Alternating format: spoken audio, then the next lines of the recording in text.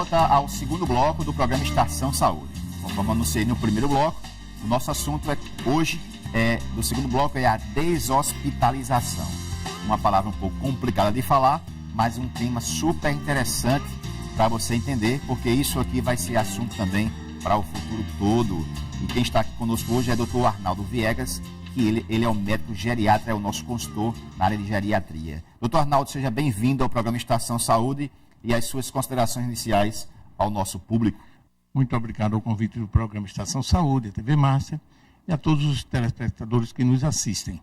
Nós estamos aqui para falar sobre home care ou deshospitalização. Ok. Para nós que fazemos o programa Estação Saúde, a TV Márcia e o grupo Alex Filho, é um prazer tê-lo conosco.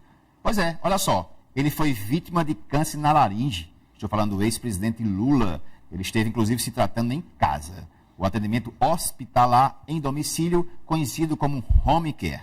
Ele pode melhorar e muito a qualidade de vida dos pacientes, que não precisam, de certa forma, ficar internados no hospital. E esse é o nosso assunto com o nosso consultor na área de geriatria, o Dr. Arnaldo Viegas. Doutor, finalmente, é seguro mesmo? Ora, se o ex-presidente tinha toda essa estrutura, aí você fala, não, mas que é o ex-presidente. Mas não é bem assim, não. João Pessoa hoje, por exemplo, nós temos vários casos, várias home care hoje em andamento aqui, não só em João Pessoa, como também em Campina Grande. Isso. Doutor, é seguro fazer um tratamento de saúde fora do hospital? Sim, perfeitamente. Esse paciente que vai para casa, ele recebeu alta do hospital, que é um tratamento altamente complexo, mas necessita, às vezes, manter uma atenção de saúde em casa. E, às vezes, com equipamentos mais sofisticados. Uhum. Então, o home care, o hospital residencial, do qual nós fazemos parte, nós dispomos de ambulâncias, para caso de haver alguma intercorrência, podemos remover de volta o paciente ao hospital, ou levá-lo para fazer exames mais completos, como uma tomografia, uma ressonância, essas coisas todas. Nós levamos de ambulâncias, temos 6 ambulâncias CTI, chegando à 7ª agora, todas equipadas com aparelho de ressuscitação, que podem prestar primeiros socorros em caso de intercorrência e tudo mais. E todos os equipamentos necessários, como oxigênio em casa, oxigênio terapia, concentradores de oxigênio, oxímetros, toda aquela parafernália que se encontra em equipamento no hospital, nós podemos instalar, desde a cama hospitalar até os móveis hospitalares são instalados. Pois é, então você entendeu exatamente o que é uma home care. Você está entendendo um pouco disso aí. Nós vamos, inclusive, encerrar o programa com um pequeno vídeo explicando de forma bem didática como isso tudo funciona. Agora você deve estar perguntando, mas quando, né, deve-se fazer essa deshospitalização? Quando deve fazer isso e como deve fazer isso? E aí, qual seria a resposta, doutor? Quando se faz esse procedimento de deshospitalizar e qual o momento certo e como deve ser feito isso? Essa deshospitalização, muitas vezes, a maioria das vezes, é bancada pelos planos de saúde do paciente. Nós atendemos aos maiores planos de saúde do Brasil, do Estado. Então, o médico daria alta, o médico responsável no hospital daria alta, porque esse paciente não mais teria uma necessidade de internação hospitalar, mesmo porque nós sabemos que hoje os hospitais estão superlotados. Às vezes o paciente chega no hospital com urgência e passa 3, 4 dias num PA, numa maca, até ser vagar um apartamento ou uma vaga de CTI. Isso nós enfrentamos todos os dias. Então o home care veio aliviar essa superlotação hospitalar e veio dar mais segurança à família do doente, que vai passar a ter em casa toda uma assistência e até muitas vezes mais personalizada que tem no hospital. Desde que esse paciente vai ter um serviço de enfermagem só para ele, que no hospital não acontece. Exato. No hospital existe, às vezes, uma enfermeira para 10, 15 ou até 20 pacientes.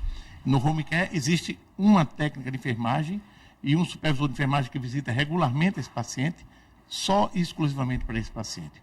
Isso já dá maior segurança e aquele médico que acompanha ele e o visita uma, duas ou até mais vezes por semana, se houver intercorrência, se necessário.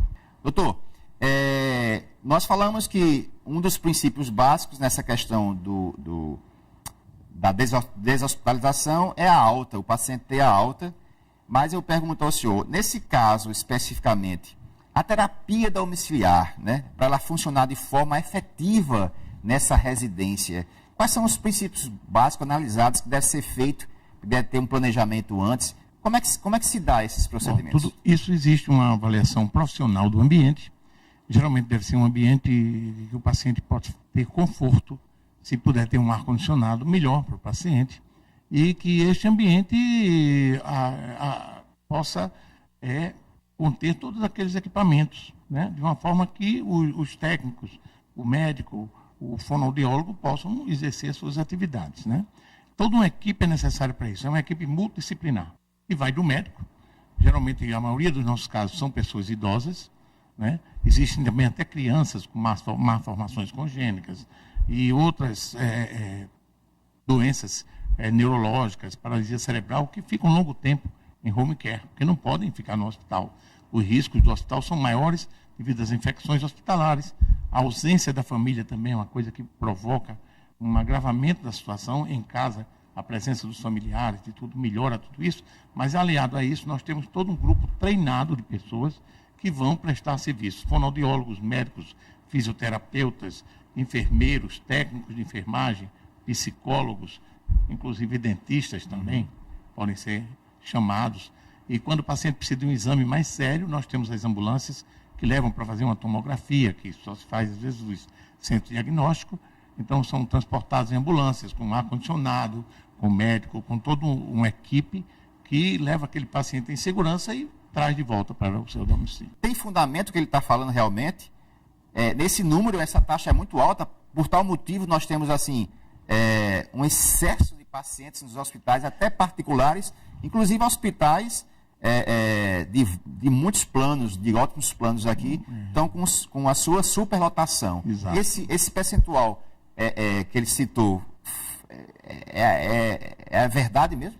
Eu acredito que a grande maioria sim, porque o home care hoje não é um serviço de cuidados, é um serviço hospitalar dentro de casa. Sim. E as pessoas devem entender que esse paciente, ao sair do hospital, ele tem indicações precisas para ir para o home care. Ele deve obedecer uma classificação de uma tabela chamada BEMID, que é uma tabela feita pela Associação Brasileira de Entidades Médicas de Internação Domiciliar. Então, essa tabela é baseada em pontos. E, de acordo com esses pontos que o paciente faz, baseado na gravidade de sua doença, ele pode ser incluído num atendimento de baixa complexidade, de média complexidade ou de alta complexidade. Isso inclui, basicamente, um serviço de enfermagem durante 6 horas, 12 horas ou 24 horas, na alta complexidade.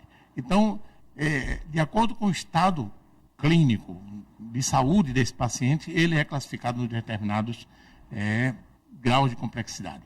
Mas existem pacientes que saem do hospital e não precisam do home care, têm alta normalmente, não é? E não são elegíveis para home care. Os elegíveis para home care passam por uma avaliação e são constantemente avaliados, e nós buscamos dar alta a esse paciente. O paciente não vai ficar eternamente no home care, Sim. embora que alguns pacientes, por terem lesões neurológicas graves, até crianças também, possam permanecer até meses, até anos em home care. Né? E às vezes até o desfecho final. Mas não é comum. O home care é um serviço para substituir o hospital em casa, com todo o conforto do lar, com assistência dos familiares, com menos riscos de infecção e com equipamentos similares ao que tem no hospital. Como eu já disse antes, né? Toda aquela parafernália de equipamentos, oxigênio, oxímetro, monitores, bombas de infusão, tudo isso nós instalamos na casa do paciente, serviço de ambulância, de remoção, tudo isso. E pessoas treinadas. Porém, não é um serviço para o paciente permanecer a vida inteira no home care. Nós temos muita dificuldade de dar alta a esses pacientes, porque a família, depois que você está no home care, ela se sente muito confortável, não é? Com todos aqueles profissionais cuidando do seu familiar, do seu ente querido, e elas não querem abandonar o home care. Muitas vezes o paciente não tem mais perfil, e nós damos alta, e o paciente às vezes entra com ações judiciais contra os planos, para que prorroguem essas altas. Isso pode causar, às vezes, prejuízos muito grandes aos planos. Os planos estão hoje, nós sabemos, tanto quanto sufocados. Exato. E as decisões judiciais dos magistrados são sempre em favor desses pacientes, como às vezes não pode deixar de ser, mas devia ser bem mais avaliada, né? A todos vocês, uma boa semana. Estaremos de volta aqui com mais um consultor na área de saúde. A todos vocês, uma boa semana. Se der tempinho, se tiver tempo, ele coloca o vídeo. Se não, infelizmente, na próxima semana eu volto com vocês. Boa semana a todos.